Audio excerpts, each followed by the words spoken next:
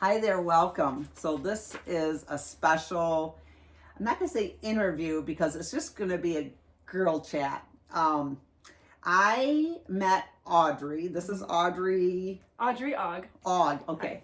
Hi. I met Audrey a couple of weeks ago. She works at Wildflower Bakery here in town in Cadillac, and we were talking one time in the bakery, and she mentioned that she has thru-hiked the Appalachian Trail. And I'm like, oh my gosh, are you kidding me? Someone that lives in my hometown has thru-hiked the Appalachian Trail. So as part of my goal, like I talked about before in previous video, that when I meet interesting people that kind of align with Kamie Outdoors and my vision, my mission and everything, that I'm gonna like interview them. So I asked Audrey if she would let me talk to her and interview her about her thru-hike on the Appalachian Trail. And of course she said yes. And so she is meeting with me today. And we were talking, and come to find out, what year did you hike? Thru-hiked in 2019. In 2019. Yeah. I section hiked in 2019. So that is just really crazy. Especially the same year as me. Like, what a crazy. I know, that is crazy. It's wild. So the woman that I went with, of course, has done a lot of it. The woman that took me for my first time. And it's just crazy that, and then to find out we did it the same year. Now, when did you start your thru-hike? So I started March 31st, 2019. You started 2019. Yep. And I began my section hike May 9th. It's right around me and my husband's anniversary, and I was gone for it. So it was like the second week of May. And when you section hike, you can start a little later. Yeah. When you thru-hike, of course, most people start in February or March, don't they? Yes, that is true. I mean, depending on how fast you want to hike or what kind of trip you want to take, but most people start. Okay, so you start in March. So we both did it in 2000. So what we're going to do is kind of compare stories with each other. So I thought maybe we'd compare notes. Like, we'll talk about your experience and everything, of course. That's huge. And then my little experience, because it was huge for me too at the time. So I thought it'd be interesting to kind of go back and forth and talk about each other. So first of all, how old were you when you did it? I was 24. 24, okay. Yep. And then 2019, let's see, I'll do the math. I'm 61. So how old was I? 55? 54. 54. Oh my gosh. Can we not math? Okay,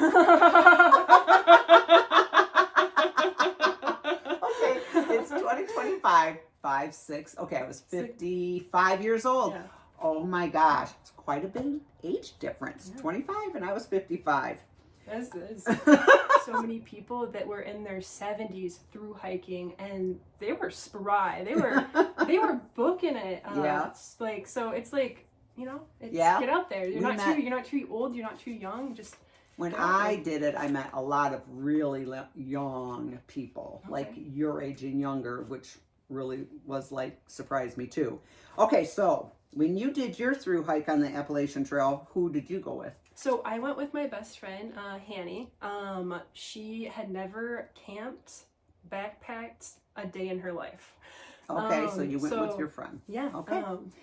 But she was a newbie. Newbie. When I did mine, I was your friend. Okay. I had never backpacked ever. I wasn't even a hiker. I had just gotten off 20 plus years of being a competitive triathlete.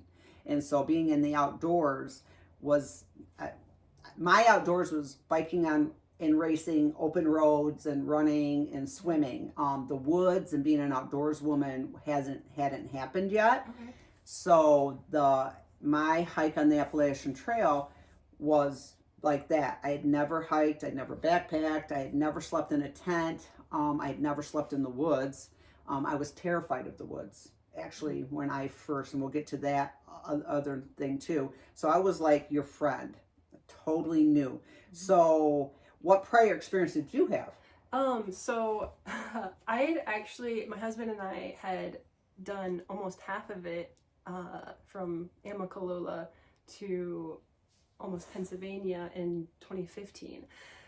But I got bit by a brown recluse spider. Oh my gosh. And so we were in and out of the hospital, and then we decided to continue on.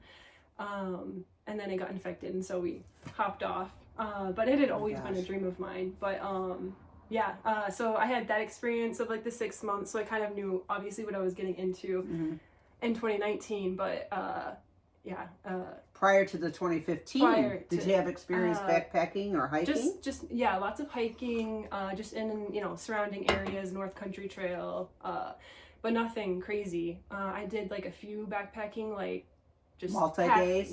Like getting my gear situated, that kind of thing, but nothing more than a few days. Yeah, nothing more than a few days. Awesome. Until 2015. Yep. Where you did, how many months were you out there? So we were out there for 4 months, and then I got bit, and then had to hike 20 miles to get to like even a service road. By the time we had gotten to the road, it was so inflamed, because like the more strenuous you are, the more the venom spreads. So you are very lucky. Yeah, I was completely white, and my arm was just so inflamed. And, oh my gosh. Yeah. Okay, so one of my questions was, what prompted you to take on this through hike? So were the same reasons why you did it in 2015 the same as why you did it in 2019? Did it kind of follow you then? Yeah, so I've always wanted to hike it since I was like 13, 14. I had read something in a magazine. It was a Backpacker, National Geographic. It was some sort of magazine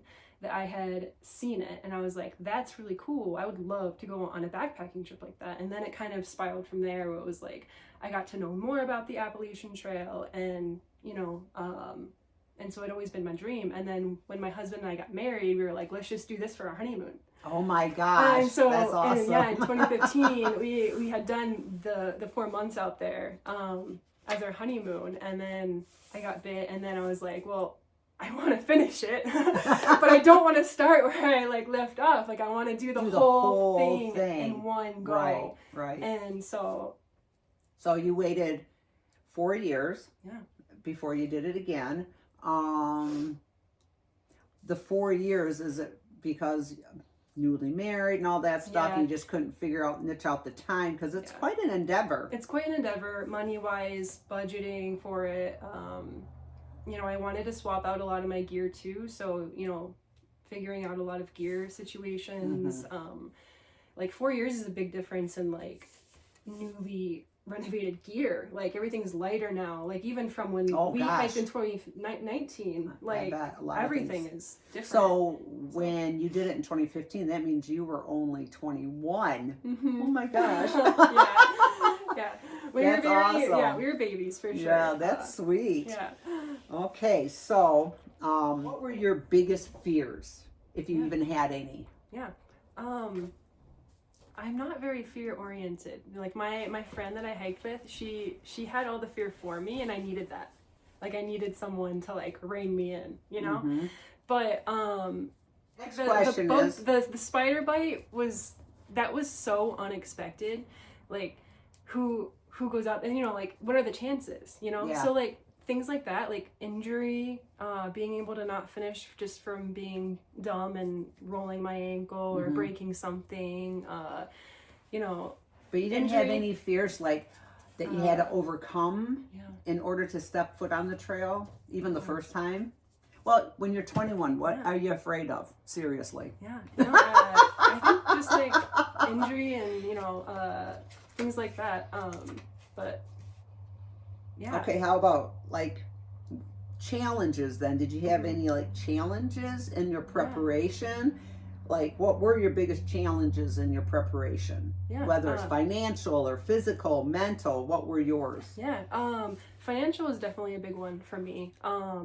But getting into the right mindset, because it's like getting over that mental block where it's like you are doing something hard on purpose and not just you're choosing to do something hard, and it's like going through 7 days of it being rainy and like like those are tough mentally, So like, you know, mentally preparing myself for like those hardships and trying to enjoy, you know, every aspect of the journey. You know, it was challenging to get your brain and mindset into those, into that mindset. But prior to the hike. Yeah. But financial was definitely a big challenge for sure. And of course you were young and fit and strong already. Yeah. But my friend, we both trained nonstop in the gym. And she lost 70 pounds to Thru-Hike. Wow, good for her. Yeah, like that was huge. And like to have that like companionship to like train and like, you know, try and get your body ready for that, because it's like no one is ready to hike 15 miles a day or however long you're hiking every single day. Like it's hard to train your body in that. It is. So yeah, and to have that, you know, like companionship in that too, like that was awesome. Was a bonus. Yeah. Well, for me, my biggest fears was, like I said, I was terrified of the woods. And I know a lot of you don't believe that because of what I do now, and that's another podcast or another chat. But I was terrified of the dark and terrified of the woods. Now, because I was a competitive triathlete and I had done 3 Ironmans, and I knew how to put my body through endurance and pain and suffering, and I've done racing in all kinds of weather. So that wasn't like a fear of mine. Like I can't do it because, first of all, we did a section hike from Amicola Falls, the approach trail, all the way to Fontana Dam. We were out there for 13 days, and I think it was 175, if I have the mileage right, 175. I get it mixed up with the Manistee River because I have thru-paddled the Manistee River. Anyway, so 13 days was my time on, but I was terrified, and where I made a pact, I made my friend, promise me she would not hike ahead of me ever. And I probably, when I first started the first few days, here was her, I hiked this close to her. I mean, it was probably annoying to her, but I was so scared to be out there, even in daylight, to be out in the woods like that. So we had a talk and discussed that, my fear. So that was a huge barrier, a huge challenge for me. And that was about it as far as fears and stuff for me. It was just, that was it. I was terrified to be in the woods. Right, yeah. Casual when you're out there backpacking. Let's go. But I just jumped in. I trained with my backpack here on our local trail with it loaded, and I hiked and stuff. But like you said, nothing prepares you those trail legs for the real, especially here in northern Michigan. Yeah, we have hills, but we don't have mountains and stuff like that. So you can only do the best you can. The best friend. Yeah. It doesn't sound like it, but did you ever have any doubts about your skills, your abilities, or your knowledge before you did your thru-hike? The first time in 2015, I wish I had more knowledge, because there wasn't as much knowledge, I feel like, there is now on, like... There's like a million YouTube videos. There's a million! But, there was in 2015, but I wish I would have delved more into that. Like, bear hanging, like, I wish I would have... Like, I knew how, but I wish I would have practiced, like, a bunch before I went out there, like, looking like a dummy. But yeah, like, definitely prepping that wise, and like, just pacing myself at first. Like when you first get out there, it's so easy to try and do high miles, but it's so important to start low and build. For me, I don't know about you, but just being in the moment, seeing and learning it. Yeah. Right then. And having like a good heart to like be teachable. You know what I mean? Like not being embarrassed that you don't. I saw so much of people being embarrassed about not knowing how to do something. Right. But like, so I can see like where people would feel, but gosh, don't let that stop you. And like honestly, like everyone's out there fumbling and learning as they go. Yeah, and if you know how to do something, like you're a coach, like it's so great just to teach someone. If you know how to throw a bear hang like a pro, you'll be everyone's best friend. I promise you. Yeah, I mean, I can see that, like what a great opportunity it is for people to come together and just help each other out on the trail. Absolutely. Okay, so now we're going to get into talking about gear. Okay, number one, how did you even figure out and decide on the gear that you did use? Yeah. How did you even know? Like, did you watch YouTube videos? How did you figure this out? Yeah, so YouTube videos for sure. REI was like my best friend, and they were so nice. And so they really helped me with like outfitting myself, and like they had a lot of recommendations, a lot of Googling, a lot of forums I looked at. But yeah, that's REI mainly is where I got a lot of my information. Yeah, that's where I went to. I got fitted for my backpack with REI because my friend took me down there, and that's where I went. They're really great because I just took a friend that I'm coaching for a hike that she's doing in the Grand Canyon, and so we went to REI, and they were they helped fit her with the backpack as well. So REI is a great resource to get fitted properly. So REI or somewhere that does professional fitting for backpacks. Yeah, like you said, you do try on multiple different brands of clothing. Like it's important to be comfortable when you're hiking for sure. Especially when you're out there for multiple days. Oh my gosh, right.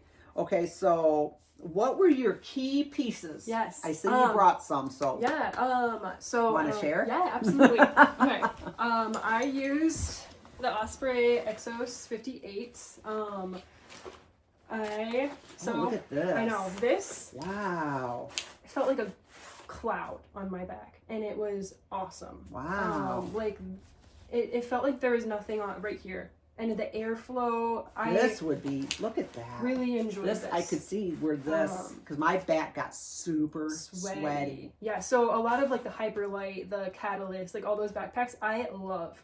They look awesome, and everyone has them, and they're cool. But this, for me, like fit me really nicely, and I loved it. This is an Osprey, and what was the size? 58 Exos. It's a 58 liter, and the 58 means the volume, right? That it can hold. Yep. I didn't use. It comes with the top part. I didn't use the top brain part. This is what it looked like when I had my backpack. But you didn't have to use that, huh? Yeah, I did. So one of my favorite, my fanny pack was one of my favorite pieces of gear because it held all my snacks. Okay, I can see that. But I don't know if you've ever heard of the Kula cloths. Oh, I own them. Yes, so nice. They're a pea cloth. Yeah. But Google it, Kula. They're like microfibers, so they don't smell. So that was really helpful when you're out there for multiple days. I used a Sawyer squeeze, but I've since upgraded to the Versus Flow. So this is like gravity fed, so you just fill it up with your Canuck or Canuck and let it gravity. How many water filters did you take? So I had usually two, like the smart water bottles. I used the Katydyn Be Free. Okay, yeah, I know, filter system. I'm familiar with that. That's awesome. So that's what I use now. Nice. So this, your backpack, and then what tent? You don't have to throw it out. But... Yeah, I used an REI quarter dome, but I have since upgraded to a Nemo 2-person backpacking tent. So did you and your friend Hannah, did you share a tent? We did not share a tent. I would we'll talk about that later. Okay, so you used your own tent. Yes, I needed my own space. So you had a Nemo or the REI? I had the REI quarter dome for my through hike. And I enjoyed that. Okay, and you have your hiking poles. Yeah, my Lucky trekking poles. Okay. So this really is your key, like your sleep system. Yeah, my sleeping pad was my fave as a Nemo Tensor. Oh, I've heard a lot about those. I loved it. And it comes with like a little bag. Have you seen those to like inflate it? Loved it. Okay. So, and then I have a down Nemo sleeping bag as well. What degree? 30. 30? 25? 25. Did you feel like it, because you started in March. Did you ever have snow? So I had so I got a higher degree so I could use it for multiple months, and I had like a sleeping bag liner. Okay, I've heard those. To warm up for but when we were in the Smokies, it snowed a lot. Like a good inch. Oh no. So there was multiple people up there just stuck. That's why you have to really plan this out. Yeah. What am I going to do? They didn't have enough food, so we all there's other hikers that had extra. Oh, so okay. it was one of those situations where everyone was fine, but like there could have been a situation absolutely where they couldn't have gotten out of the trail. So you feel the 25-degree bag was great for the whole duration, because you went through the summer months too, so and it kept you warm when it was cold, and it wasn't too hot when it was hot. Yeah, the liner definitely helped. I usually wore my down jacket at night if it was really, it was going to be really cold. But there was a few weeks of it being really cold, and I had to do that, through the Smokies and. Okay, so what pieces of gear do you feel helped you succeed the most? Trekking poles saved a lot of hikers from going downhill on your knees, like climbing up the hills. Like trekking poles are everything. I think a lot of people discount those, and I've done video about the importance of them, and especially when you're climbing mountain passes. And I don't care. Climbing is like whatever, but it's the going down is where it's those like you can poles, twist and you can. There's the stability of them like that, and honestly, like we've had to move a few snakes over with them. So like that was, like trekking poles. They're pretty important for me at least. Okay, like, all right. Getting cobwebs. So oh my gosh, part of the Appalachian. Did you ever experience like the little gypsy moth, little worms hanging from trees? I have here in northern Michigan, and they are grossly insane. Tell you, talk about. This is my fear. This is my fear, Kamie. I still wake up in a sweat from this. There was a portion, I think it was in like Tennessee or somewhere, but there was a portion where it was like 7 miles of blankets of these worms, and you could hear them throughout the forest just munching away. And it sounds like it's raining. Oh yeah, absolutely. And it was a blanket of them. Like we were, and they were in my hair and my backpack and everything. And gross. And it's not like you can go just jump in the shower. No, you can't. No. And so me and my friend Hanny were like picking them out of our hairs, and I honestly never wanted to quit except that moment. I was like, this is awful. Right. That was almost your breaking point. Yeah, not really, but like that was like the only time where I was like. If there were a struggle right there, someone paid you to ride to town for a while, yes. Yeah. Now everyone says, what's your luxury item? Everyone packs their luxury. Yeah. Did you pack one? So, yes. What was it? Well, I don't know about luxury. It depends on the hiker, because you have the ultralight people, and anything's a luxury to them. Right? Let's be honest. But my little pillow, that was pretty luxurious. It was just a little blow up thing, but I really, really like that. Yeah, because a lot of hikers will just stuff clothes. Yes. I did that for a minute, and then I was like, no. Yeah, I spent like 2 or 3 nights without a pillow and just I'm like, no. Yeah. I'm buying. So I did. Yeah. When we got to, what's that big resort with the kayaking and the whitewater? Nantahala or whatever. Nantahala, we stayed the night there, and they had a store, and I bought a pillow. Yeah. So was there any gear that you left in a hiker box? Yeah, a few hats. I changed out those pretty frequently. Or did you realize, was there any gear you started with and you're like, okay, this is stupid. I don't need this. Yeah. It just weighs too much. I'm leaving it. I changed things out. I changed for like smaller and lighter, like phone charger and like, obviously I changed different shoes. But you didn't take anything that you thought, okay, I don't need this now. Yeah. And just left it. Because I saw hiker boxes and there was all this books. Lots of books. Yeah. No books. But it's funny because that is so true. But yeah, just swapping things out for lighter, better, figuring out what I liked. Let's get into the hike. Okay. The hike itself. And then we'll kind of compare notes. Okay, so we know your start day was in March, and then I started my section hike in May. Now, for you, did you have a detailed itinerary? Especially when you're doing a through hike, it probably is different. Or did you start with kind of loose plans? We'll just take it as it goes. Were you real flexible? And like, did you already have? Did you factor in like we're gonna hike these many miles every day? I mean, did you have a rigid plan going in? Yes and no. We had plans, but they were always subject to change with weather, with, you know, different things. So our plan was, we had a few, when we first started, we had like the first like 3 weeks planned, or first few like weeks planned. We were like, okay, let's stop here, let's take it easy, we'll go to these towns, we'll resupply here. But usually we planned week by week. Okay. So like whenever we resupplied, the night before, we would sit down in our campfire or whatever, and we'd like, okay, we want to do this many miles. This day is really tough terrain-wise, so like, let's do a shorter day on that day, bigger day here, towns there, so that means we have to average this many miles, and then we would know the next town that we're going to, and we'd resupply accordingly by how many days of food we would need. Doing anything more than that was kind of like, set yourself up for failure. I think. Like it's like you don't know what's gonna happen. Like you don't know if a hiking buddy is gonna be like, hey, let's stop here for the night, or like, hey, like let's go here, let's go further because we feel good. You know, so we usually always did like 1 resupply or maybe 2 resupplies in advance. Like, okay, we know we're gonna be here this and day. I know you have to do that. Yeah. Especially when you're through hike, you have to plan how many days of food you're gonna need, where you're, and all that stuff. But you didn't do the whole trail. No. So you did 3 weeks. Yeah. And then weekly. Yep. And you were both. Now, did you and your friend like sit down and like discuss it and have and like, okay, we're in an agreement. Yeah. Yes. And so, we talked about it.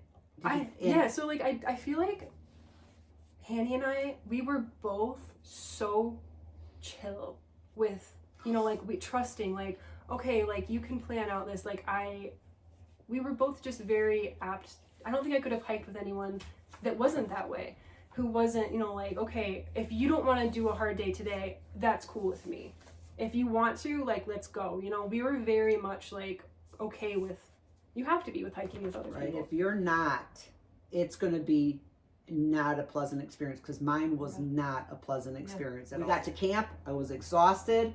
I couldn't even enjoy camp. You get to camp, you got your chores to do.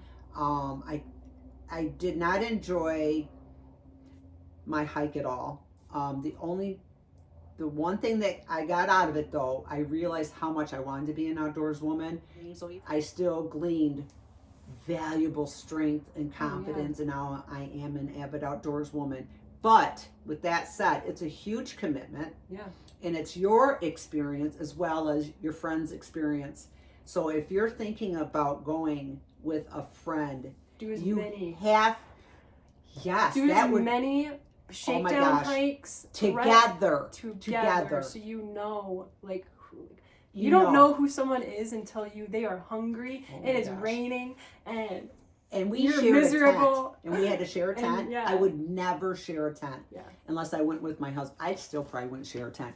When you're at the end of the day hiking with someone, you want your privacy, you want to be left alone, and you just want your own space. I would never share a tent with anyone ever again. No. Really, that's a very good idea. Do a couple of backpacking trips together where you're only gone for a week maybe. And do it when it's bad weather. And go out in bad weather and just see. But you have to be on the same page. And so I'm so happy to hear that you and your friend really meshed well. You talked about it, lay out the ground plans.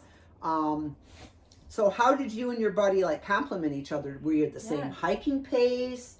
Your same attitude, your distance? I mean, what did you girls do? So if one of you got tired and it sounds like you were really chill. If anyone was tired, if I was tired, if she was tired, we'd take a break. Was definitely more, she was a slower pace than I was.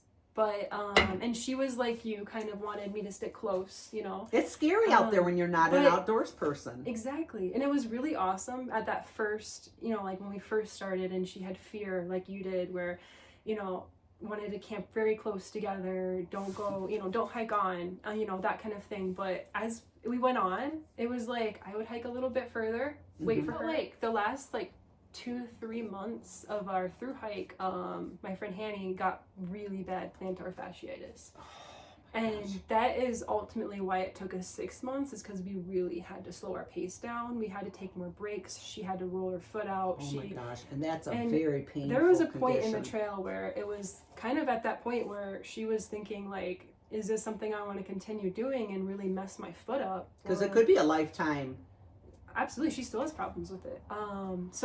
But she persevered. She rolled her foot. We stopped every 30 minutes to an hour. We got up at 5 a.m. every day to make it so we could get some miles in and take those breaks. And you know, it's like when you hike with someone that you want to also achieve, it's like you're willing to do those. It made our trip like it sucks that she had plantar fasciitis, but it really made us stop and smell the roses. I know, right? Isn't there a beauty in that? It really made us like stop at every mountain. And maybe some people are like, we can't stop. Yeah. I feel bad for them people. So I am semi that way. Not totally, but I like sometimes I just get in the groove and I just go, you know? Right. And because of having hiked with Hanny, it made me just like slow down. And I promise you, if I would have been by myself, I would have ended up with shin splints and like who knows what, because you would have overhiked it. Because I would have overdone it. And at the beginning, we balanced each other really well in that way. That's awesome. And we each had like different roles too. Like I always threw the bear hang. She always started a bonfire or a campfire. We never had a campfire. That's so sad. I know. We got to camp exhausted. Enough time. Yeah, we never had a campfire. Aw. I know. But those are the things where it was just like made you want to be out there with other people. You know? Do you ever have a favorite trail angel? Can you think of one? Because I have one. Your favorite trail angel. So my favorite trail angel, there's multiple for sure. But one of my favorites, his name was Journeyman. Okay. So he was hiking when we met him. And then he had said, oh, I'll pick you up for trail days if you guys want to ride, because it's like a little bit further off the trail. And we're like, oh, sure. Got his number, you know, whatever. And then he's like, hey, you guys can come stay at our house if you want. And we're like, I don't know. But everyone's so nice. So we were like, you know, we let multiple people know that we were going to do this, you know, and his house was beautiful and he had a hot tub and homemade beer on tap. Oh my gosh. He was so giving and he's had such a heart for like through hikers and just his whole attitude of just getting out there and like, you know, that's awesome. Anytime I've ever crossed since through hiking like the Appalachian Trail, I've always like packed some snacks or, you know, whatever and like handed it out if I saw it. Yeah, no doubt. Well, our favorite story was, it was of course when I did it and when you did it that May, it was in the 80s. I just hiked to my sports bra. Yeah. Oh my gosh, and every creek was water. It was so hot. We did have thunderstorms a couple times, but it was so hot. So one day we're hiking and we're hiking up and it came up into a parking lot by a road. And we're sitting there and there was 2 other hiker women there and we were just taking a brief break and an ice cream, freaking ice cream truck pulled in. And I'm like, that dude's gonna get hijacked right now. Yeah. Oh my God. He opened the back up and he's like, come on ladies, pick anything. And you think, oh, we're just gonna eat it. Oh my gosh, we could barely eat anything because your stomach, I don't know. You think you're going to eat all this and we couldn't, but it was like, that was my favorite. I'm like, oh my God, ice cream. Yes. And it was only like 10 o'clock in the morning. That was my favorite trail angel experience because he was just random. He just pulled in, there's 4 of us ladies there and it was like, ice cream. I have trail angeled a couple of times, you know, shuttling people, but it would be so fun to be just to meet people and just to give back, you know? Yeah, for sure. Okay, so during your hike, did you experience any life-changing decisions, choices, or any self-discovery? Yeah, I think one of the beauties of the Appalachian Trail is like you get to know your limits, you know? You know, like, you can achieve this. like having thru-hiked the Appalachian Trail, it's like that sense of like accomplishment and like knowing that you can do hard stuff. That was really cool for me, like being able to finish through, like having started half of it before and then starting it just again and doing the whole thing. I can't even. That was. I mean, I can kind of imagine, but I can't either. Imagine living on a trail and accomplishing what you did. Yeah. So, like those final miles, like when you knew, because it's called Katahdin. I don't want to say it wrong. Katahdin. When you knew you were only like. It was because I know what I feel like when I was doing an Ironman. Those last 3 miles in Ironman. What were you feeling? It was so. There's so many feels, because it's like there was one point in the trail where it's like 50 miles before Katahdin, and it opens up and you can see Katahdin. Oh my gosh. And it's gosh. like off in the distance, and all of us just like stopped and we were like, oh my gosh. Like it feels like you had been out there for forever, but like once you could see it being finished, you were just like so sad and like happy and like thinking about like going back home, which is like sad and happy because you're like going back to work and life and you know day to day, and you're like finishing this huge thing that you started. Did you cry? Just like, before you got there. And it was just, you know, I didn't cry when I was there because there was just so many things happening and taking pictures, and like it just felt like a lot of stuff was happening in that moment. But coming down off of Katahdin, it was like, oh my gosh, this is done. We completed it. We did the whole thing from start to finish without, you know. Yeah. Like there was just so many feelings of like, oh my gosh, I get to eat whatever I want now. I mean, like that in a minute. My self-discovery was this huge epiphany, and I was 55 years old, and I just remember, oh my God, I can do this. Hit me. This was deeper. This was mentally, emotionally. There was nothing physical to me. To me, it was all deep. Like it opened up it awakened something that was hidden for so long because of my trauma that I experienced. And for me, it was this huge, like, almost euphoric, like, I just did this. I can survive in the wild. I can face my fears. And I just slept in a tent, and I was out in the middle of the woods. We did see a bear. And I just did this, you know, and it was just this huge, I don't know if I think I did cry. I cried a lot on the trail when I realized, and I was just thinking, I'm out here, I'm doing this. Oh my God. I don't know if you cried during the trail, but I'm like, I'm out here and I'm doing this. I never, ever thought I would be able to overcome the fears I had to do what I did those 13 days. That's why, and that's how and why I started Kamie Outdoors, is to help other women, especially women that suffer from PTSD, to get outside. Because isn't it just the best? It's so empowering to know, like you said, I can do hard things. Yes, you can. And you just need the right person. And your friend Hanny is so lucky to have had you be the right person. And then likewise, you're lucky and blessed to have your friend Hanny, that you just complimented each other and worked together and accomplished this amazing, spectacular thing of through hiking the Appalachian Trail, which I can't even. In retrospect, is there any one piece of advice that you would give someone that's thinking about through hiking the Appalachian Trail, whether it's about gear, personal, you didn't have any fears, or if they have fears or doubts? What? Come on, Freya. Definitely as many shakedown hikes. We've talked about that, but shakedown hikes is very important. It gets you into the mindset of being out there for multiple days. Gear-wise, it lets you get familiar with your gear. And shakedown hikes, in case anyone doesn't know, is when you take all your things that you plan on taking, and pack them, and you just go out hiking with everything. Yep. And then you get familiar with what you need, what you don't need. For multiple days. Don't just go for a day. I would suggest multiple days for sure. with your stuff. But don't be afraid just to go out there by yourself if that's what you're thinking. Like, I knew so many people who started by themselves, and you meet so many people because within a few days you're gonna know, okay, I've seen this person 3 or 4 times, you know, we hike the same pace.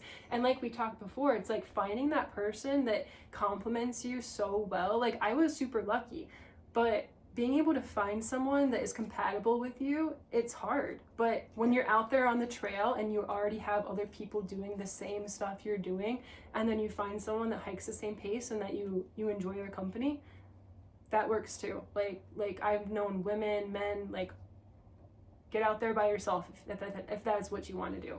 But now that would be something I doubt I would ever feel comfortable doing. Yeah, it's hard. Like, it would be hard. It would be hard to start something like that by yourself. Be too overwhelming, psychologically, but yeah, for sure. A lot of people do it. And then financially, like, save as much money as humanly possible. They say it's very expensive. You would not think that it's expensive, but it is expensive.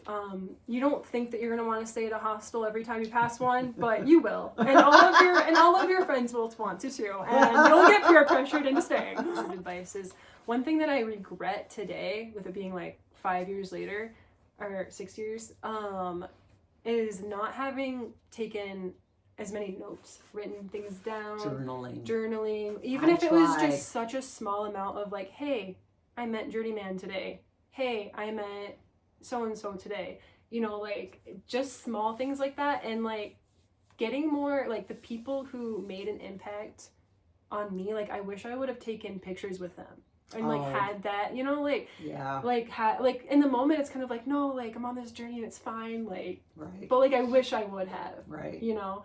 So journaling and taking more pictures of not just every mountain, you know, but of the people, you know. And, you know. That is very, I did try to journal a little bit, and I've read it since. It is, because you're exhausted. Yes. So many feelings, so many things happen in one day. If I did it again, I would take more breaks during the day and journal right then. That's good. Right then. What happened in the morning. And then, you know, the afternoon. Because you get to camp at night, you are physically and mentally exhausted, and so many things, like I said, happen during that day that you're like, what happened? And then they all, God, I can't even imagine 6 months, 13 days, they all blend together. It's like, but journaling, I think, is great because you can look back. And you can look back and like, and just like the terrain, right? Like sections, and it's like, someone asked me, it's like, oh, what's like a really easy section? And I could tell them a few, but like if I had journaled, I think like looking at that and like being able to go back and see my own notes and things, like it would have been really nice to have. It would. For sure. So, okay. Now, final closing. Okay. Do you have any plans or aspirations to thru-hike another trail? I am always up for an adventure, but it's, you know, like me and my one friend, it's like we're at different parts in our lives, you know, so I don't know if I would want to do something by myself, but I could definitely see myself in the future like doing another thru-hike. Do you have a specific trail? Like, okay, if I could, money was an object, time was an object, and nothing was an object, an obstacle, I would thru-hike that trail. Do you have a trail? I've always wanted to hike the PCT, like the Pacific Crest Trail. So like if I had a lot of time, probably that one. The PCT. But like it really would depend on how much time I had. But like if nothing was an object, I would definitely do the PCT, for sure. And then maybe the North Country Trail, because why not? But I want to do like the Superior Hiking Trail, which is only like 300 miles, and like there's other smaller things that trails that you can thru-hike. That I'd want to do, but if I had any time frame, probably the Pacific Crest Trail. Mine would be, I don't even know what the name of the trail is, but the Tetons. Oh, right. Okay. Is that the trail? The John Muir Trail. Yeah. That would be the trail I would do. Yeah, I think beautiful. That's 211. I've watched lots of YouTubes. I think you just have to get a lot is on my bucket list. There's permits and stuff, right? And it's hard to get. It is hard to get. So yeah, it's hard. Yeah, novelty to hike. But that's on my bucket list, is to hike the John Muir Trail. Yeah. So, well, thank you so much, Audrey. It was so fun talking to you. I hope you all enjoyed it. If you have any other questions that you would like to ask, just post a comment. And, you know, I'm always, try to answer them what I know, and then maybe Audrey can answer. But, I thought it'd be fun just to hear word of mouth from two different people, two different hikes experience on the same trail, kind of. Yeah, absolutely. So, especially being from my own hometown, I could not get to know Audrey better. So this is awesome. I still think it's crazy that we both went on in 2019. It is. Been on the same trail. Yes. That's awesome. And that I was 30 years older than you at the time. You know. Time goes by fast. Anyway, well, thanks again, Audrey. And thanks you for watching. And until the next time, until I meet another very interesting person and have a little chat with them. So thanks again.